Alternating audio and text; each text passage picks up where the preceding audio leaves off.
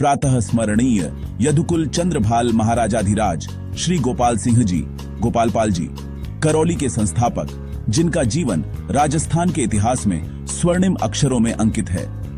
वे न केवल एक वीर शासक थे, बल्कि महान भगवत भक्त भी थे। उनकी भक्ति और तपस्या से करौली की भूमि पावन हुई। कहा जाता है कि महाराज गोपाल सिंह जी की गहन भक्ति से प्रसन्न होकर स्वयं श्री मदन मोहन जी जयपुर से करौली पधारे। यह घटना करौली के इतिहास में एक दिव्य अध्याय बन गई। करौली के निर्माता, महान भगवत भक्त और प्रतापी योद्धा, जिनकी भक्ति से प्रसन्न होकर स्वयं श्री मदन मोहन जी करौली पधारे। कहा जाता है कि एक बार महाराजा गोपाल सिंह जी को स्वप्न में श्री मदन मोहन जी के दर्शन हुए और प्रभु ने करौली आने की इच्छा प्रकट की। इस पर महाराजा ने जयपुर नरेश सवाई जय सिंह जी से निवेदन किया। जय सिंह जी ने उनकी परीक्षा लेने हेतु आंखों पर पट्टी बांधकर उन्हें श्री कृष्ण के अनेकों विग्रहों के सम्मुख ले जाया। पर जैसे ही उनके हाथ श्री मदन मोहन जी के चरणों से स्पर्श हुए, उनकी आंखों से अश्रुधारा फूट पड़ी और उन्होंने अपने आराध्य प्रभु को पहचान लिया। इसके बाद वे पूर्ण विधि विधान पूर्वक श्री मदन मोहन जी को करौली लाए और उन्हें करौली का स्वामी मानकर अपना शासन उनके चरणों में समर्पित कर दिया।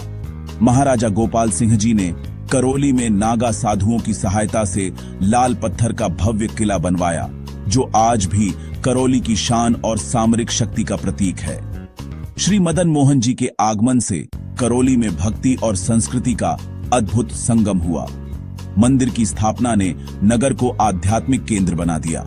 महाराजा गोपाल सिंह जी ने अल्पायु में सत्ता संभाली और 22 वर्ष की आयु में राजपुताना की हुरडा सम्मेलन के उपाध्यक्ष एवं राजपुताने की संयुक्त सेना के सेनापति बने।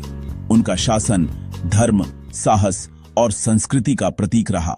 रामपुरा के युद्ध में मराठों को पराजित किया, जिसमें रोडजी सिंधिया मारे गए और उनकी स्मृति में वहां एक छतरी बनवाई गई।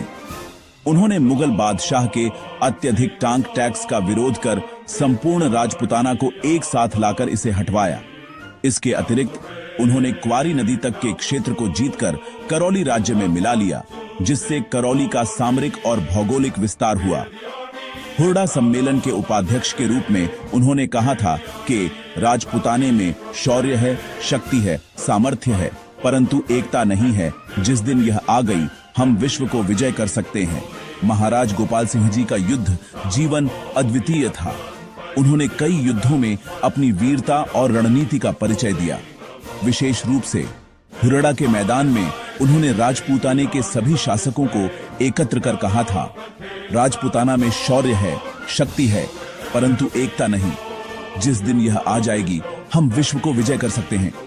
उनकी यह वाणी आज भी एकता और साहस का प्रतीक है। वे एक महान प्रशासक और राजपुताना एकता के पुरोधा थे।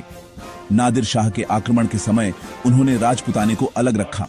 भरतपुर नरेश महाराजा सूरजमल उन्हें बड़ा भाई कहा करते थे। बयाना किला जीतकर सूरजमल जी ने उसे उन्हें भेंट करना चाहा, किंतु महाराज ने अस्वीकार कर दिया।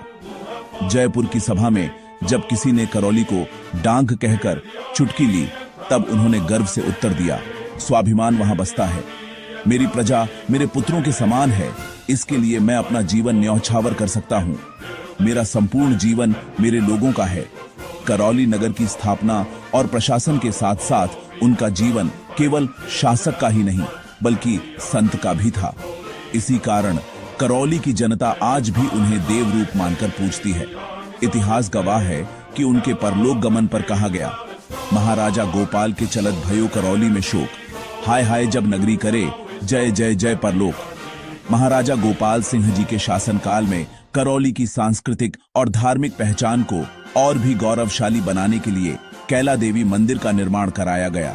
यह मंदिर शक्ति की उपासना का प्रमुख केंद्र है, जहां हर वर्ष लाखों श्रद्धालु दर्शन के लिए आते हैं।